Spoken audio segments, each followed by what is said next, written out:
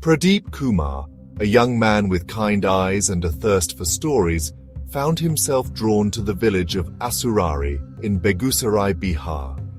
Nestled in the heart of Bihar, Begusarai was a tapestry woven with the threads of tradition and simplicity.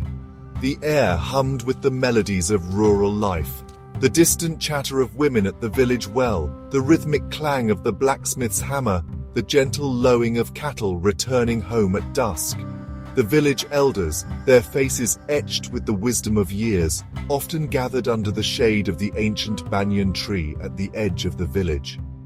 Their conversations, seasoned with laughter and reminiscences, painted vivid pictures of a bygone era. It was here that Pradeep Kumar first heard the tale of old Maheshwar, a man whose heart ached with a silent sorrow. Maheshwar, a man weathered by time and toil, was a familiar figure in Rampur. His life was a testament to the quiet dignity of a life lived in harmony with nature. His days were spent tending to his small plot of land, coaxing life from the earth with calloused hands that bore the marks of years of unwavering dedication.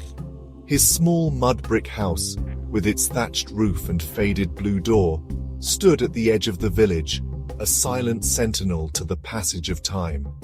Inside, the air was thick with the aroma of wood smoke and the memories of a life well lived.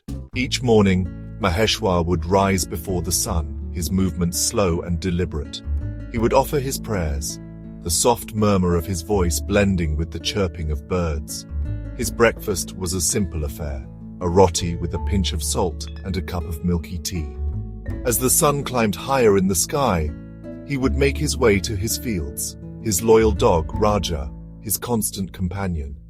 His work was his solace, a rhythm that had guided him through the seasons of his life. But beneath Maheshwar's calm exterior, a storm of worry raged.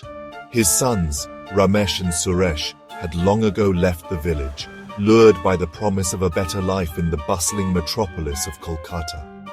They wrote letters, filled with tales of their city lives, their jobs, their friends, their dreams. Yet, their letters couldn't mask the distance that had grown between them. Maheshwar yearned for the days when his sons were young, their laughter echoing through the house. He remembered their games of cricket in the fields, their innocent dreams of becoming pilots and teachers. Ramesh, the elder, worked in a factory, his days spent amidst the deafening roar of machinery. Suresh, the younger, worked in a shop, his life a blur of customers and transactions.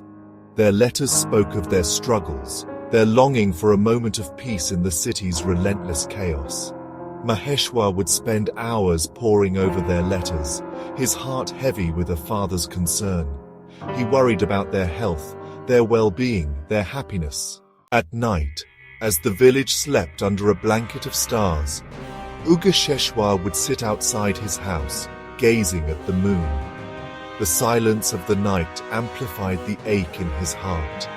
He missed the sound of his sons' voices, the feel of their presence. The empty chair in the corner of the room, a constant reminder of their absence, mocked him with its silence. One day, as he sat with the other elders under the banyan tree, I noticed the cloud of worry that seemed to permanently reside on Maheshwar's face. I listened intently as the old man spoke of his sons, his voice filled with a mixture of pride and apprehension. Touched by the old man's story, I realized that Maheshwar's worry wasn't unique. It was a worry shared by countless parents whose children had left their nests in search of a better tomorrow.